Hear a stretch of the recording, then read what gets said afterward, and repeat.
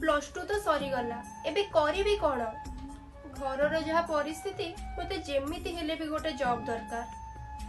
Then मु Instagram रे reel scroll करबा समय रे गोटे बहुत सुंदर जॉब ऑफर विषय रे सुनिली। जो जॉब ऑफर सुनिकी मु तो बहुत खुशी हे गली काहे कि ना ए जॉब टी प्लस टू क्वालिफिकेशन पास करथिबा पिला माने करि परिबे। आज्ञा हां मु कहूची पुरीर काकटपुर रे थिबा प्रभुति फूड मार्केटिंग ओडिसा विषय रे जेउठी आपण माने काम करिकी मासको 29,500 टंका इनकम करि परिबे। आउ जदि आपणकर भलो एक्सपीरियंस अछि ताहाले आपणक सैलरी बढ़ी पारे। ए कंपनी ऑल ओवर ओडिसा को मंच मिल्क चॉकलेट रो सप्लाई करूची एवं ऑल ओवर ओडिसा रे डेलीवरी रो मध्य सुविधा रखिची। आउ ए कंपनी रो ओनर हेउचंती प्रभुति सर जे कि प्रत्येक युवपीढ़ी मानको तांका कंपनी रे काम करिवार सुजोग दउछंती।